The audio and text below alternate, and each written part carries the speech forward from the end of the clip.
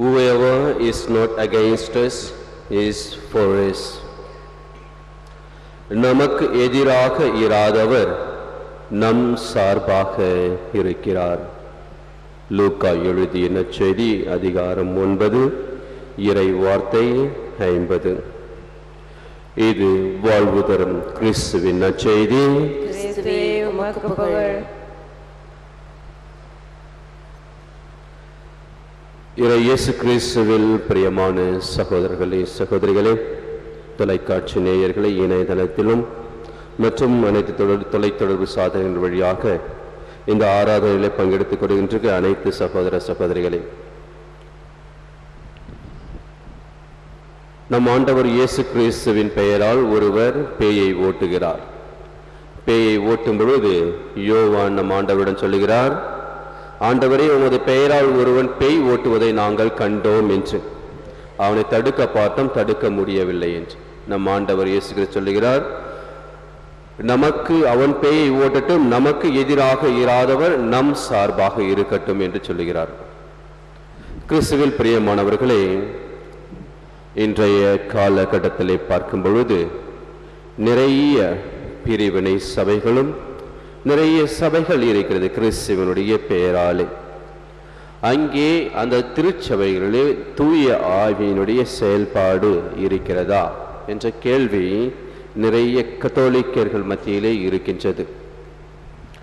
பிலிப்பியருக்கு எழுதிய திருமுகத்திலே 1வது அதிகாரம் 12வது வசனத்திலிருந்து 26வது வசனத்தை நீங்கள் பார்த்தீர்கள் என்றால், பவுல் அடிகளாரை சிறைச்சாலையிலே அடைத்து விடுகிறார்கள்.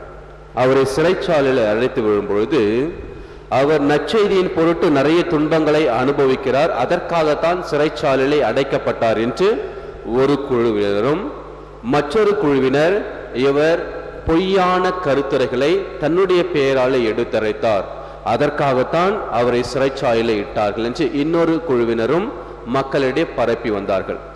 இதை அறிந்த பவுல் அடிகளார் என்ன சொல்கிறார், நீங்கள் நான் நற்செய்தியின் பொருட்டு நான் துன்புறுகிறேன் என்று நல்ல எண்ணத்தில் சொன்னாலும் அல்லது பொறாமையினால் சொன்னாலும் எனக்கு மகிழ்ச்சியே. ஏனென்றால் எது சொன்னாலும் சரி, இறைவனுடைய பெயர் அங்கே போற்றப்படுகிறது, இறைவனுடைய பெயர் அங்கே சொல்லப்படுகிறது. அதை குறித்து எனக்கு ரொம்ப சந்தோஷம் அப்படின்னு சொல்லுவார். நான் வாழ்ந்தாலும் எனக்கு நன்மையே, இறந்தாலும் நன்மையே. ஏனென்றால் வாழ்ந்தால் உங்களோடு இருக்கக்கூடிய அந்த ஆசீர்வாதம் எனக்கு கிடைக்கிறது, இறந்தால் சீக்கிரமாக ஆண்டவரிடம் சேரக்கூடிய, அவரை பார்க்கக்கூடிய, அவரோடு இருக்கக்கூடிய ஆசீர்வாதம் எனக்கு கிடைக்கிறது என்று சொல்லுவார். நீங்கள் என்னை பற்றி இகழ்ந்தாலும் சரி புகழ்ந்தாலும் சரி, கிறிஸ்துவை பற்றி பறைசாற்றுகிறீர்கள் அல்லவா, அது ஒன்றே எனக்கு போதும் என்று பவுலடிகளார் சொல்லுவார். அதுபோலதான் நம் ஆண்டவர் இயேசு கிறிஸ்து கூட இன்றைய நற்செய்தி வாசகத்திலே பார்க்கும் பொழுது அவருடைய பெயராலே ஒருவன் பேயை ஓட்டுகிறான்.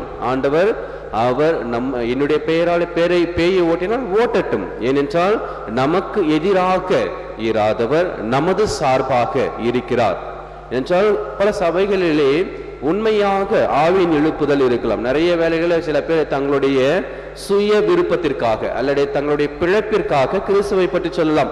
10ல் 1 பாகத்தை நீங்கள் கண்டிப்பாக கொடுத்து விட வேண்டும், நீங்கள் கொடுக்கவில்லை என்றால் கடவுள் உங்களை அழித்து விடுவார் என்று கடவுளுடைய பெயராலே பயமுறுத்தி கூட அவங்க சம்பாதிக்கலாம். எதுவாக இருந்தாலும் சரி, கடவுளை பற்றி அங்கே ஒரு புரிதல் இருக்கும் பொழுது, கடவுளை பற்றி அங்கே எடுத்து இருக்கும் பொழுது அவ்வளவு சீக்கிரமாக அவர்கள் கடவுளுக்கு எதிராக செல்ல முடியாது. ஏனென்றால் பாருங்கள், ஒருவர் இயேசு கிறிஸ்துவனுடைய பெயராலே தன்னுடைய வாழ்க்கையை நடத்தி கொண்டு இருக்கிறார் என்றால் அவருடைய உள்ளூர் மனதை சொல்லும், என்னுடைய வாழ்க்கையும் சரி, இந்த அளவிற்கு நான் வந்திருக்கிறேன் என்றால் அது ஆண்டவருடைய பெயரால் மட்டுமே. ஆகவே அவருக்கு எதிராக சீக்கிரமாக அவர்களால் செல்லவே முடியாது. அதுதான் புனிதர்களுடைய வாழ்க்கையிலே நாம் பார்க்கும் பொழுது எல்லா புனிதர்களுமே ஆண்டவருக்காக சான்று பகருகிறார். முக்கியமாக இன்றைய புனிதர்களை பார்த்தீர்கள் என்றால் காஸ்மோஸ், தமியன், இவர்கள் மறைசாட்சிகளாக ஆண்டவருடைய பெயராலே அவருக்காக இறக்கிறார்கள். அவர்கள் கூட ஒரு சிகப்பு மலராக தங்களுடைய வாழ்க்கையை அர்ப்பணிக்கிறார்கள். By the side of the great saints, roses and white lilies, there are the little ones, daisies and violets, intent to give pleasure to God's eyes when he gazes at the earth. Saint Therese of Lisieux. புனிதர்களின் பக்கங்களில் ரோஜா மலர்களும் வெள்ளை lily மலர்களும், சிறியவர்களையும் Daisy violet மலர்களும், கடவுளின் கண்களுக்கு அவர் உலகின் மீது பார்வையை செலுத்தும் போது இன்பமளிக்கவே அவைகள் இருக்கின்றன. ஆண்டவர் கிறிஸ்துவில் பிரியமானவர்களே, புனிதர்களை பார்க்கும் பொழுது சில பேர் வெள்ளை மலர்களாக, அதாவது ஒயிட் மார்டர்ஸ் என்று சொல்லுவாங்க, தங்களுடைய வாழ்க்கையில எவ்வளவு துன்பங்கள் வந்தாலும் கடவுளோடு, ஆண்டவர் இயேசு கிறிஸ்துவோடு இருந்தவர்கள். அதன் பிறகு ரோஜா மலர்கள் என்று சொல்லும் பொழுது, இன்றைக்கு பாருங்க ரெட் கலரு வெஸ்டமெண்ட் போட்டிருக்கும். அப்படின்னா காஸ்மோஸ், தமியன், இவர்கள் மறைசாட்சிகளாக இருந்தவர்கள், தங்களுடைய இரத்தத்தை சிந்தி இறைவனுக்காக சான்று பகர்ந்தவர்கள். ஆகவே அவர்கள் ரோஜா மலர்களாக சொல்லப்படுகிறார்கள். அல்ல என்றால் ஒரு சிறிய ஒரு மலராக இருக்கலாம். எந்த ஒரு வகையான மலர்களாக இருந்தாலும் சரி, கடவுளுடைய பார்வையிலே அவர்கள் இன்பம் அளிக்கின்றனர். இந்த நம்ம பீடத்தின் முன்பு பார்த்தீங்கன்னா நிறைய ஃப்ளவர் எல்லாம் வச்சு ஒரு பொக்கே எல்லாம் வச்சிருக்கிறோம். எல்லா மலர்களும் வித்தியாசமாக இருக்கிறது. ஒரே கலரா இருந்தாலும் ஒரு மலரிலிருந்து இன்னொரு மலர் வித்தியாசமாகத்தான் இருக்குது. எந்த ஒரு மலராக இருந்தாலும் சரி பாருங்கள், அது பூத்து குலுங்குகின்றன. அது கடவுளுடைய பார்வைக்கு இன்பமே அளிக்கிறது. இந்த உலகத்தில் நாம் பார்க்கும் பொழுது நிறைய வகையான தாவரங்கள் இருக்கிறது, மரங்கள் இருக்கிறது. எதற்காக கடவுள் இப்படி பலவிதமான மரங்களையும் தாவரங்களையும் படைத்திருக்கிறார் என்றால், அனைத்தும் கண்களுக்கு குளிர்ச்சி தரவும் அல்லது அது மனிதர்களுக்கு பயன்படுவதற்காகவே கொடுத்திருக்கிறார். அதே போல மனிதர்களை பார்த்தீர்கள் என்றால் அந்தந்த சூழ்நிலைக்கு ஏற்ப, அந்தந்த இடத்திற்கு ஏற்ப அவர்களை படைக்கிறார். இப்ப ஆப்பிரிக்காவை எடுத்துக்கிட்டீங்கன்னா எல்லாமே கருப்பா இருப்பாங்க, ஆப்பிரிக்கா எடுத்துக்கிட்டீங்கன்னா. அதே மாதிரி யூரோப்பிய கண்ட்ரி எடுத்துக்கிட்டீங்கன்னா அங்கே எல்லாருமே சிகப்பா அப்படியே ஃபேரா இருப்பாங்க, வெள்ளையா இருப்பாங்க. இப்படியாக ஒவ்வொருவரும் ஒவ்வொரு கலர்ல படைக்கப்படுறாங்க. அப்படின்னா கருப்பா இருக்கிறவங்களுக்கு ஏன் அவங்க அழகு இல்லையா அப்படின்னாலும் நம்ம பார்க்கவே முடியாது. அவர்களுக்கும் அந்த சூழ்நிலைக்கு ஏற்ப, அந்த காலகட்டத்திற்கு, அந்த வார்த்தாவரணம் அப்படின்ட்டு நம்ம சொல்லுவோம், அந்த வாழ்நிலைக்கு ஏற்ப அவர்களுக்கு அந்த படைப்பு என்பது இருக்குது. அவ்வளவு வெயில் அங்க இருக்கும். கருப்பா இருந்தால் தான் அவங்களால தாங்க முடியும். அதே மாதிரி கொஞ்சம் வெயில வந்தாலும் வெள்ளையர்களால தாங்கவே முடியாது. அந்தந்த இடத்திற்கு தகுந்தபாறு அவங்களுடைய தோற்றம் இருக்கலாம். அது போலதான் யாராக இருந்தாலும் சரி, அவர்கள் கடவுளுக்கு மகிமை தருவர்களாக இருக்க வேண்டும். ஆனா நல்ல வேளையில பாருங்க, இவங்க எப்படி நற்செய்தியை பறைசாற்ற முடியும், இவங்க வீட்டில இருந்து ஒரு குருவானவரா அப்படின்னு கூட நிறைய பேர் நிறைய வேலையில காது படவே சொல்லுவாங்க. இவங்க போயிட்டு ஒரு குருவான இல்லை, இவங்க எல்லாம் போய் கன்னியாஸ்திரியா என்னது பண்ண போகுது அப்படின்ட்டு காது படவே சில பேசுபவர்கள் இருக்கலாம். ஆனால் நற்செய்தி வாசகம் அது அனைத்திற்கும் ஒரு சவாலாக அமைகிறது.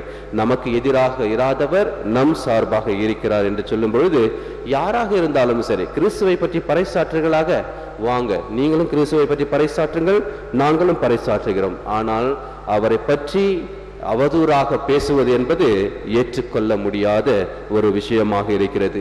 அவரை பற்றி தாழ்வாகவோ அல்லது அவர் ஒரு மனிதன் தான், கடவுள் இல்லை அப்படின்னெல்லாம் பேசினா நாம் அதை ஏற்றுக்கொள்ள முடியாது.